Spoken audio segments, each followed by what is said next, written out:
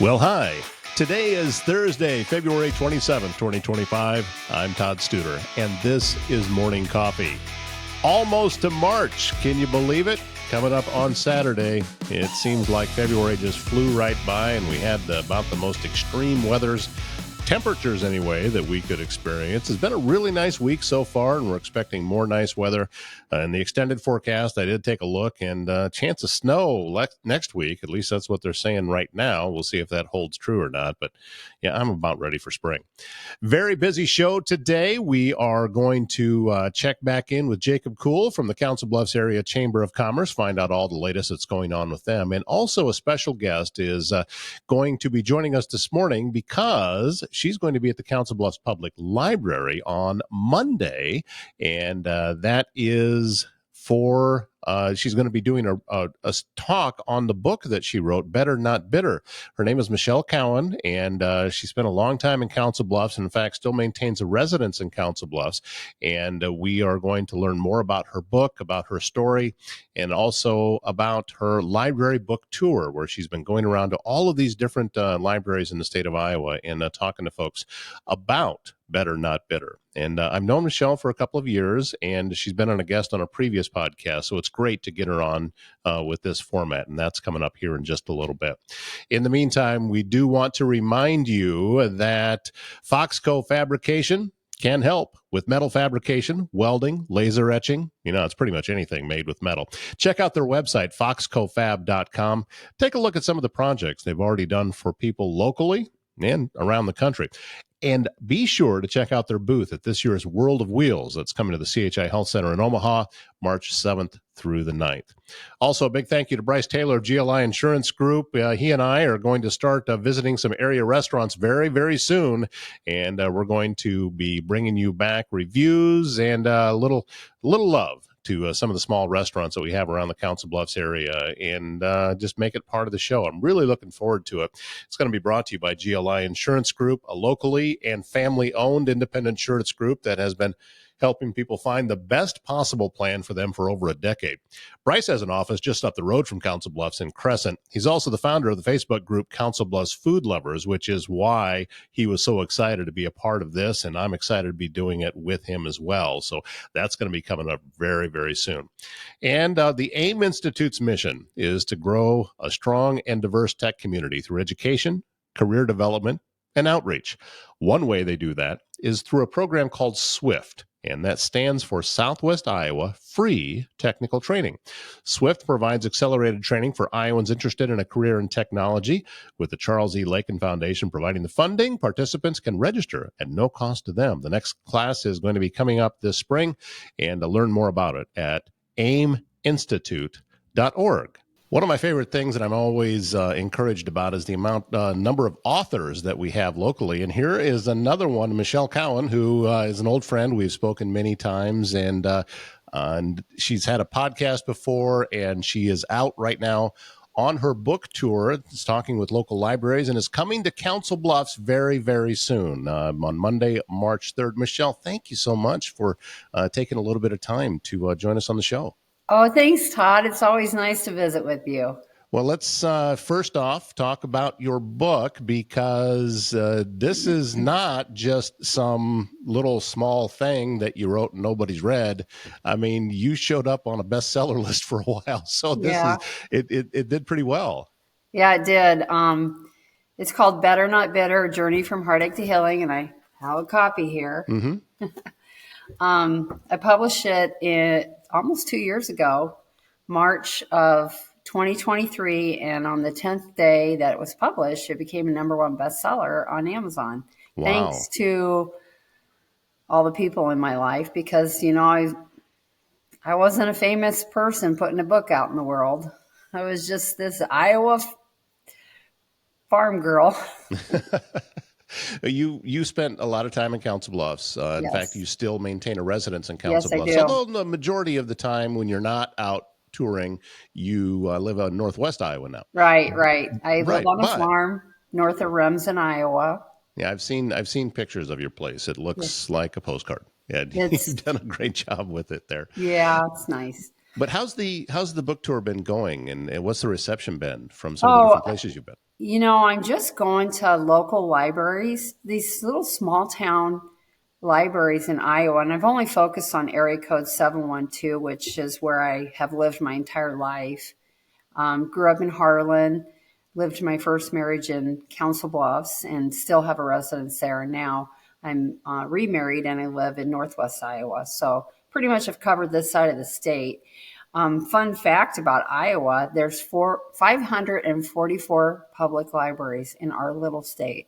Really? Yeah, there's a lot. And so, I just have been invited to these libraries throughout area code 712, and I go and I share my story of loss and love and loss and grief and parenting a teenager who is grieving, the dram shop bill that my daughter worked on when she was in high school, and also about the path of healing. And actually, I spend quite a bit of time on forgiveness. Well, you had mentioned, you said first marriage and second marriage. Well, the reason is because that's what this book is about, is how you lost your husband. And the briefly the story behind it. A lot of folks are already familiar, but there's it had to have been incredibly difficult to hit that forgiveness button as well as you have. Yeah. And that's what's always impressed me about you, is that you faced a tragedy and did not let it change who you were.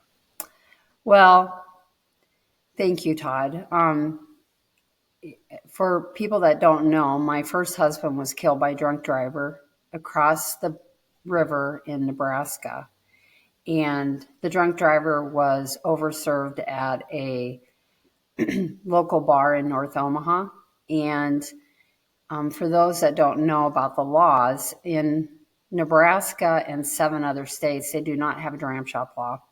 Dram shop law is a law that's in place in Iowa and 41 other states, which holds a bar responsible if they overserve a customer who then goes on to kill or injure an innocent person.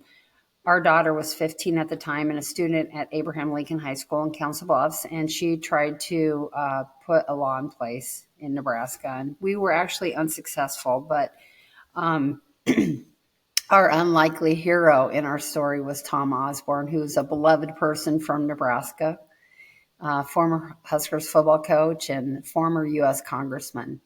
So I dive into stories about that, but about the forgiveness, it took me a long time. I thought I had forgiven the drunk driver. She was also killed in the crash, but when I found myself at the Okoboji Writers Retreat in 2021, I was sitting in a class that was facilitated by Iowa author Deb Engel, and she'd given us a writing prompt to write something that we knew that nobody else knew.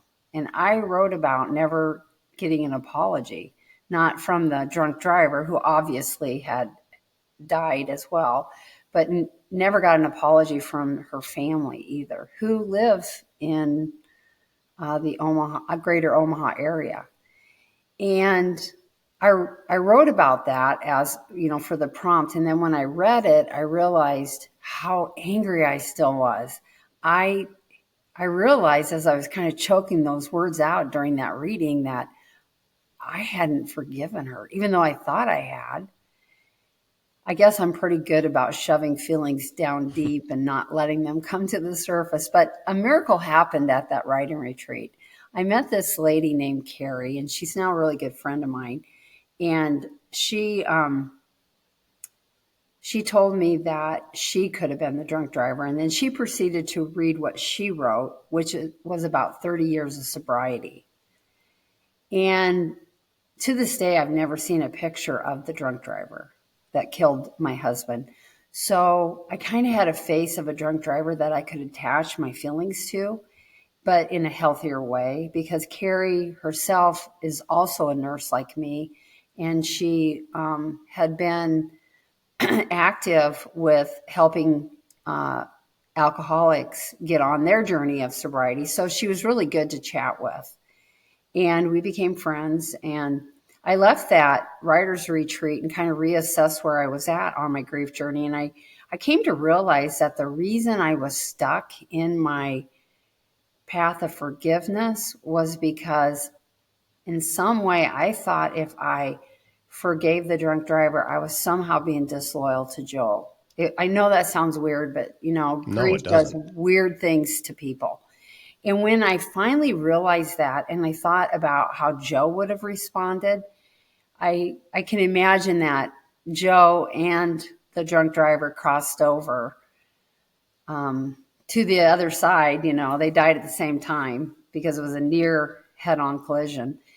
And I can imagine Joe being the guy he was. He probably turned around and said, "Come on, let's go explore," and he would have forgiven. So when I kind of thought about that, and then I thought about, I'm a nurse first, deep down, and with all my clinical training and work history, I had to admit to myself that alcoholism is a disease process. And when I started looking at it from the stance of a untreated disease process, it was a lot easier for me to reach forgiveness. And how do I know that I've actually reached forgiveness? Because when I initially wrote my book, I wanted to name and blame the drunk driver throughout the book. But by the time I was getting ready to publish, I had a definite change of heart, and I went back and I took her name out of my book. And so I don't have her name anywhere in the book. And I knew at that point that I had truly had reached forgiveness.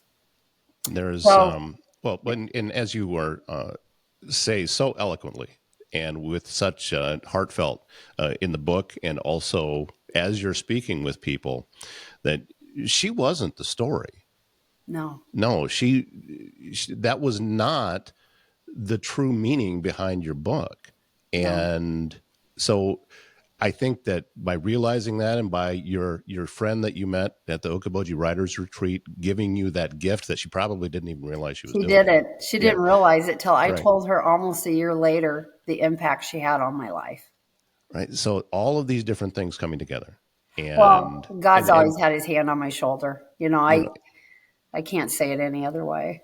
well, I am, and this is one of the things that it has always impressed me about you is whether you're talking or whether you're writing, you cut through all the garbage, and you're very, very real about what it is. And I think that that's why people have responded to the book the way that they have, because even someone who hasn't been through what you have been through, they can put themselves into that position and they can imagine themselves being there. And it's because of your writing style.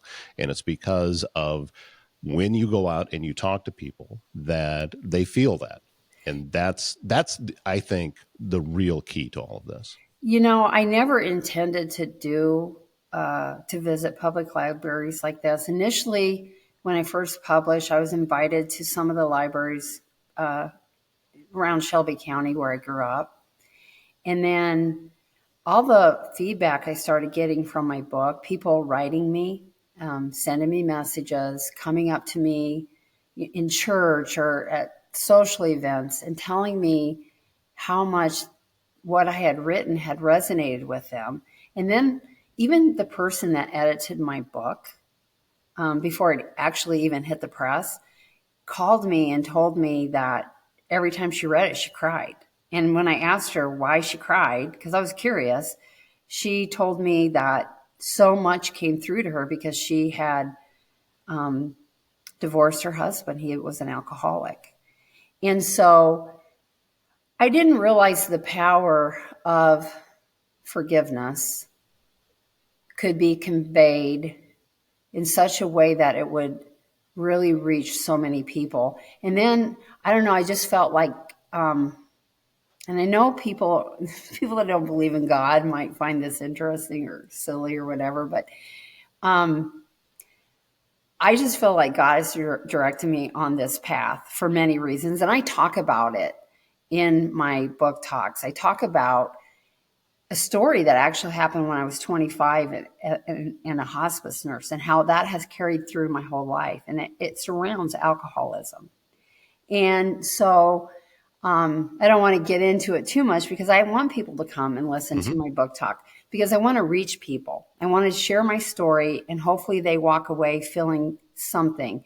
And even last night, I was at this little town, and one of the gals stayed after and was talking to me. And she said that her mother was an alcoholic, and her stepfather was an alcoholic, and he died a year ago. And her mother just got an OWI last year, and she's a mess. And she was just, I could tell that while I was speaking, she was getting emotional. I could see her sitting out in the audience. And so when I notice that happens when I'm talking, I try to seek those people out afterwards so I can connect with them. And I suppose that's the nurse in me coming out, wanting to make sure everybody's okay. And she just opened up about how hard it's been as a child of an alcoholic. So, and we talked about it being a disease process, and we talked about forgiveness. And I just know that I'm reaching people on many levels. And that's why I'm doing it. I just feel like God is telling me to use the lessons I've learned, I've learned some really hard lessons, to take those lessons and what I've learned and put it out into the universe and help others. And that's what life's all about. We're supposed to help others. And so I don't get paid to do this. I'm just doing it because I feel like it's what I'm supposed to do with my life. And I'm supposed to share what I've learned and help others. If I'm remembering correctly from a previous conversation that we had, a lot of this book came from your own journaling and from what you were putting down on paper before you ever thought that eventually it would become book form. And I think that's part of what people are responding to, because when you were writing that, you weren't writing it for anyone else. No, and my emotions were real. Right. You weren't trying to put yourself into the mind of the reader. This was strictly 100% just for you, and was never intended for anyone else. No. And that's what makes it so raw and honest, is because of that. Yeah, Todd, our daughter was only 15 at the time. And so nurses document. That's what we do for a living, right? Mm-hmm. So it's just something that is inherent in us. And so right away, I started keeping notes of everything, keeping copies of every news article, every internet thing that I found regarding Joe's death. And so I always had it in my mind that someday I would put that in a book form, not for anybody but my daughter. I thought, well, I'll put it together so she has a nice book form, so that years later, when she's an adult or a parent or a grandparent, she might want to go back to that time of her life, and she is not going to remember it like an adult would, as a teenager who's grieving. So I felt, as her mom, I needed to make sure that that was in place. Well, in 21, I started losing my vision in my right eye, and it was a sudden loss, overnight. And so, thankfully, I still have corrected vision in my left eye, but my right eye vision is totally messed up. But I reevaluated my life at that time, and I asked myself, what haven't I done that I still need to do in my life with my vision before I potentially could lose it in the other eye? So I thought of that book that I wanted to put together for my daughter. And when I say that I feel like God guides me a lot of the time. Here's an example. So just as I was pondering all that, and how do I do it? I don't even know how to write a book. I don't know what to do. And I wanted it to be nice. I wanted it to be a really nice keepsake. And so just like that, on Facebook, I saw an ad for the Okoboji Writers Retreat. And I thought, oh my gosh, I'm going to sign up for that, because we only live an hour away. So I did. And then that's when I went there, and it's a wonderful retreat. 300 people attend it. There's a great faculty that are there to teach you anything from writing books to obituaries to songwriting to publications to Substack to anything, screenwriting, film production, documentaries. Well, anyway, so when I was there, one of the facilitators was Deb Engel, and she's an Iowa author, and she's written several books. One that I had read and I was familiar with her was The Only Little Prayer That You Need. So I signed up for her class, and she was doing a class on spiritual writing. And so I thought I better take that class, because those that have read my book or have heard my story know that part of my story, in addition to the grief and loss and the legal issues and the law issues, I also write about after-death communications, because I did go see a psychic medium. And so I thought, well, every time I went, I would write afterwards about what I was told and how it all made sense in my life. And so I thought, well, I'll take her class, because my book's going to have a lot of spiritual content in it. And that is where I met Carrie, who put me on the path of forgiveness. So that's the example I give you. Like, I believe that God has guided me through this whole process, from going to that retreat to meeting Deb, who became my mentor in writing my book. I couldn't have done it without her, because I didn't know what I was doing. And the gentle words that she spoke to me about the content of my book being helpful to others, which led me to considering it to be published publicly. And that was not an easy decision, because there's so much personal content in it. And I debated. And then I asked my daughter to read the book, and I asked Joe's only living relative, John, his brother, to read the book. And when they both gave me their blessing to publish it, that's when I decided to publish it publicly. And I self-published. So that in and of itself is kind of a challenge, because you have to seek people that know what they're doing to help you, because I didn't know what I was doing. So I enlisted the help of it's a non-traditional publishing place called My Word Publishing, where they guide authors to self-publish. So I had a manager that helped. Her name is Stephanie. She helped do a lot of the back work to get it to be published. But then you don't have a marketing team, so you really have to seek the people out that can help you. And I did. I found people that could help me, like, put up TikTok. I didn't know how to do that. And I hired a young gal, a family member of a family member, to like put my TikTok up and manage it for me, because, well, one, I didn't know how to do it. But the other thing is I can't spend a lot of time on a computer screen because of my vision, looking and trying to do things. Something else that I'm not sure you're even aware of, the inspiration that you provide is from the professional standpoint. You have gotten comfortable with being outside of your comfort zone. Oh, yeah. And by doing that, you have been able to achieve so much more, because you're willing to roll the dice and take the chance and say, okay, I don't know, but somebody does. And even down to, you and I have spoken several times over the past year, and you've told me many times about, hey, we're working on a screenplay for this, and this may actually has the chance of becoming a movie. And that, again, you don't know the process for that. You don't swim in the Hollywood swimming pool, so you don't know what all is involved with that. But you said, you know what? Somebody does. Let's go find out. And the why not is what I find so inspiring. You know what? I think losing my vision in my right eye, it was so devastating to me. It actually, I'm kind of an open book. After Joe died, I was diagnosed with PTSD from the trauma of it all. And when I lost my vision, it triggered my PTSD. And so I found myself in a very low spot, because all those issues of loss and trauma resurfaced. And so I was trying to get through all that, what I was all feeling. And I got myself back into professional therapy, because I'm a nurse, and I knew what was going on. I knew that everything was being triggered, and I needed somebody to help me to walk the path with me that was professional and could guide me and be there to help me.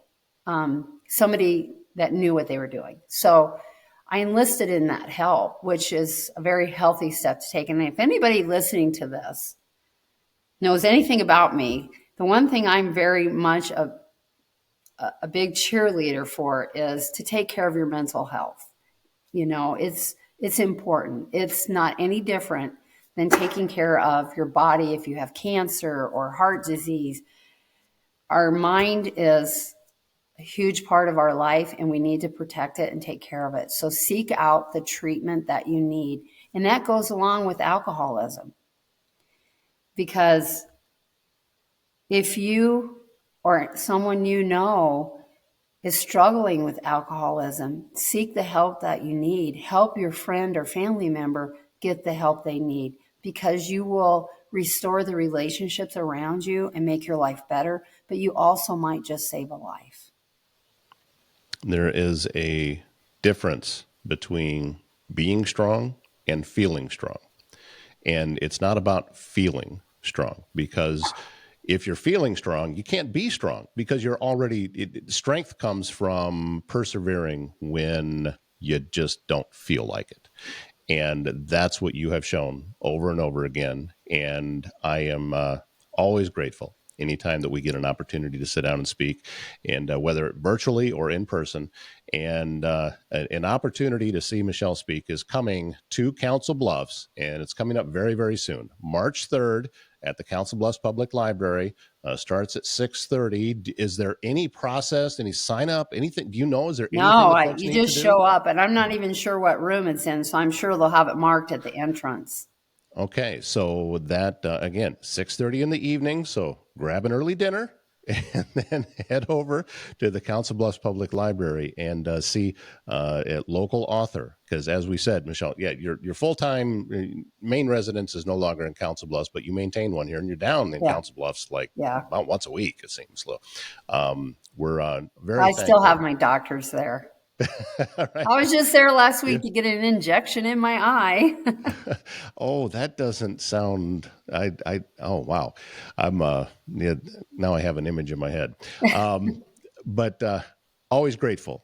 Thank you so much. And can I add this? That if anybody has a book and they want me to sign it, they can bring it to the library. I'm happy to sign the book. Because you never know. My adaptation of my book into a feature film, maybe someday it'll be on a screen. Oh, wouldn't that be cool? I mean, I know it'll get my message out more to a bigger There's audience. A lot of things that go into it, but listen, you've already achieved so much with this that just by stepping out and saying, all right, let's just see.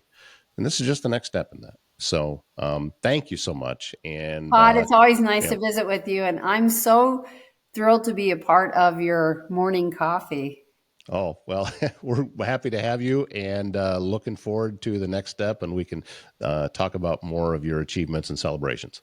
Thanks, Todd. Still coming up, our conversation with Jacob Kuhl. He is the Director of Member Services with the Council Bluffs Area Chamber of Commerce, getting an update on lots of exciting things, including the what I've always considered the unofficial kickoff to spring in Council Bluffs, and that is coming up on March 8th. Is the Shamrock Shuffle, and this is an officially timed road race. So we get a lot of folks that come in from all over the region to take part in this, and it's such a wonderful family event, and we're going to learn more about that and other things going on at the Chamber.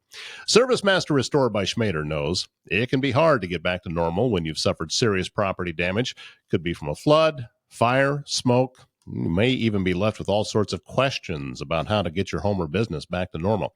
Service Master Restore by Schmader will restore your space by offering quality commercial and residential restoration services in Council Bluffs and the surrounding area. They do everything they can to quickly make your home or business whole again. That's Service Master Restore by Schmader. Always a great time on Morning Coffee to talk with Jacob Kuhl, Director of Member Services for the Council Bluffs Area Chamber of Commerce. Grateful to have you back again, sir. I haven't seen you. Well, I did run into you once up at the chamber office, but last time we had a chance to speak at length was the night after the annual meeting, and what a successful night that was. That was a lot of fun, but it's great to be here. I'm grateful for the time that you're allowing me to be on. Well, what's some of the stuff that's in the works right now at the chamber? You guys are, you're just got all the burners full on the stove and everything's percolating. Yep, we have the usual upcoming events with Coffee and Contact and Chamber Mixers. We have one tonight, which is Tuesday, the 25th of February. As we're recording this, yeah. So, yep. Yeah, and that's a big one. Power Tech is always a big one every year. And as we're recording, I will say it was a hit. It's going to be, it's always a hit every year. So we're excited about that. That's a layup. We don't need anything to exactly actually document it because they just do such a great job out there. Yeah, credit to Josh Carlson and his team for sure. You bet. Next big event coming up is what I have always considered in Council Bluffs the unofficial kickoff to spring, which is we get it in a couple of weeks before spring, but it's coming up on March 8th. It's the Shamrock Shuffle again. Seems to grow every year. It does. It gets bigger every year. And credit to Lindsay and the team, the 712 Initiative, and all of our sponsors who make this event happen. It's one of my favorite events. I've been running in it for 5 years now. Last year was the first time I got to work it as an employee. And it's so fun. A great community event, leprechaun chase for the kids. I mean, it's just so much fun. It's hard not to have a good time at those events. What's involved with the sponsorship end of it? Because I've seen booths out on the street before. So what goes into that? Oh, we have a ton of different sponsorships. We have, sip stations for the water sponsors. We have vendor booths for some of our smaller businesses that just want to be there and support the event and share a little bit about their business to the community. We have Jed Knispel and Matt Johnson are two of our bigger sponsors every year. They provide the DJ and shirt sponsors and just make the event a big hit. Doll Distributing provides us with the arch for runners to run through. And it is an officially timed race, so we have some serious competitors that come to town to make a good time on this 5K. So it's a really well-run event. And again, credit to the 712 Initiative team and now the Chamber team for trying to make this event as fun as possible. Yeah, you talk about being a timed event. I mean, they bring in all the correct equipment, so it is official time, and it's one of the first ones that's what draws people in because it's a way for them to start getting their running season started. And yeah, folks will come in from all over. I saw some people, from 2 or 3 states away last time. Yeah, people come in from all across the state to compete, and it's really fun to watch the non-competitors cheer on the competitors. They'll be flying by us and we'll just be cheering them on, tell them to go get that time they need. So it's a really fun time. And you never know what the weather's going to do. It was it 2 years ago? We had that ice that happened and they went out and ran it anyway. It had stopped falling from the sky, but it was still all over the course.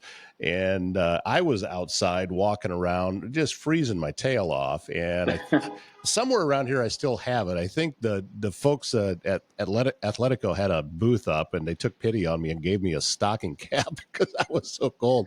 But last year, it was much better. The weather was a lot nicer. It was chilly, but it's looking good this year too. Yeah, it's looking good. It's supposed to be 47 right now for an estimated weather report. Well, don't trust me though. I'm not a meteorologist. No, that's pretty far out. And by the way, I follow retired meteorologist from Omaha, Jim Flowers. I follow him on social media. He's still very, very actively doing that kind of stuff. So I trust what it is that he has to say.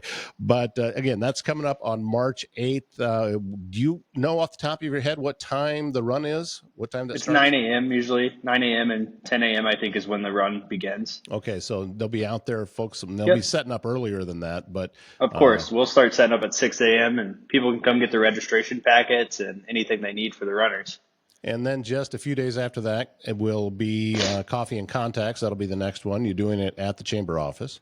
Yep, March 11th, hosted by Teammates Mentoring Group. And yes, it'll be at the Chamber office, and it's a really good, really important sponsor. I feel like I'm very passionate about making an impact on our community and Teammates Mentoring. I mean, what better impact than you can make than right at the beginning of our community future leaders' lives, getting them on the right track and making sure that they know they're supported from someone that's been through it already. So big advocate for Teammates, and we're excited to have them host. Well, and also I'm a big advocate for the Coffee and Context. It is one of the better networking opportunities that I am a part of, and it seems to be growing. I'm seeing like large numbers there, which is exciting, and having it at the chamber office gives you the space to be able to do that. So, if you are a business and a member of the chamber, please come on out. And Yeah, we've definitely caught some momentum with our yeah. coffee and contacts, and it's taken off. It's always a good time to fill our chamber lobby with like-minded business people who are just trying to make connections. Say, one of the things that Chris was talking about at the annual meeting, that there was going to be some informational sessions coming up. So are those scheduled? Are those on the calendar and ready to go? Yeah, they are on the calendar, and they're incredibly important, and we hope that all of our members are receptive to it and they show up to the informational sessions. The first one is on March 5th, and then the second one is March 11th. And those, I think those are going to be at Trivium Life Services out there. That's correct. At River's Edge. So, yep. And the events are on our calendar page too, councilbluffsiowa.com. Check out our events calendar. They'll be open for everyone, for our members to look at. So, yeah, good opportunity. Yeah, definitely, to be able to not only find out what's going on, but also have input into it. Yes. As well, because all of this works best when everyone is on the same page. And I think that that's what makes these things so valuable to be able to go to. And you can hear, a lot of times you can get some ideas that maybe you haven't thought of. And I couldn't agree more. Yeah, which is something that happens at a lot of these networking opportunities that go on. I remember talking with somebody one time about recording online and being able to do, people not actually in a studio, but remotely. That led directly to how you and I are recording right now. And that came from one of those chamber events. So you never know what direction things are going to go, because everything that I'm doing now, I can trace back to that conversation, who I don't even remember the gentleman's name, and but he does something similar over in Omaha. So it's just a huge opportunity to come out, and at the very least, you get to kick your day off right, and a lot of energy. Yeah, absolutely. That was a easy testimonial. I appreciate it, Todd. Well, I do what I can. Yeah. It's always fun when you're going around the room and everyone's introducing themselves and saying what business they're from, and you can see eyes kind of light up like, oh, I need to go talk to that person. Yeah. And that's exactly the reason we do it. I think that's immediate value for our chamber members and our business community. The chamber is pro-business, pro-growth, and these are opportunities for them to do exactly that. And it's not just about, being able to find a new client. It's also about being able to collaborate with someone. Yeah, and finding new partnerships.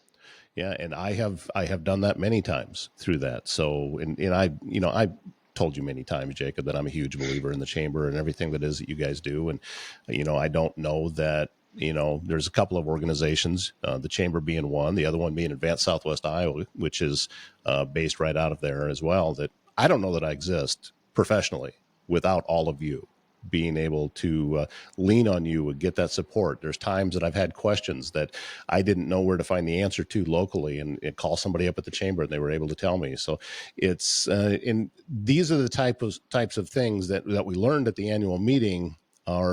That needs to be the core. That needs to be the foundation of what it is that you do. And I know you've talked before that you want to be that source of information. You want people to call you if they have questions like that, because you're sitting there ready to go. I encourage it. Yep. Anytime you have a question, you need connected, you want to grow your business, you need advocated for because you may not get it elsewhere. That's what the chamber wants to do. And we build strong partnerships with Advanced Southwest Iowa, who is an incredible economic development component for our city. And if we don't have those partnerships, we wouldn't be able to do the work that we do. We wouldn't be able to support the businesses, our chamber members. And like you said, it's just incredibly important, the work that we're doing right now, to watch Council Bluffs succeed, to watch Council Bluffs grow. It's really fun and something that we take a lot of pride in here at the chamber.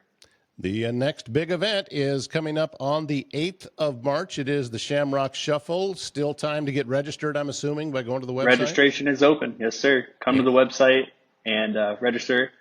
It is through councilbluffsiowa.com, or you can visit the 712 Initiatives website as well. Are you still taking sponsors to be out there with? We are. Absolutely. We will take sponsors all the way up to the day of the event. So if you are a business looking to get involved, please just let me know and I will send you over some sponsorship details. And that website, again, councilbluffsiowa.com. You can learn all about it. You click on the events tab. It takes you to the calendar. You can see everything that's going on, and it all links back to registration for different events. And I know also, even with the coffee and contacts and everything, you like it when people register ahead of time. Even stuff that's free for chamber members, register ahead because it helps you know how to prepare going into the event. It helps our hosts prepare too. RSVPs are incredibly important to provide food and catering. So definitely encourage RSVPs, but if you forget, it's okay. Please still attend. Your attendance is important. He is Jacob Cole with the Council Bluffs Area Chamber of Commerce. Grateful for you every time, sir. Thank you so much. And right back at you. We'll get you back on again real soon. Sounds good. Thanks, Todd. One more day to go before the end of the week, and then we can all just sit back and relax for the weekend, unless we work on the weekend, and then no relaxing, still going to work. Thank you again to both Jacob Cole and Michelle Cowan for joining me today on the show. And coming up tomorrow, we're going to hear from Kelsey Rollins from Sprout Marketing Solutions. She just recently did a lunch and learn down in Glenwood with the Mills County Chamber of Commerce, teaching folks how to best use social media to help with the marketing of their business. So we're going to talk with Kelsey about how that went, and also maybe even get a few tips from her straight from the person that is very, very familiar with that area of the world. All right, that's going to wrap things up. Thank you so much for being a part of the show today, and we look forward to seeing you again tomorrow. My name's Todd Studer. Have a great Thursday.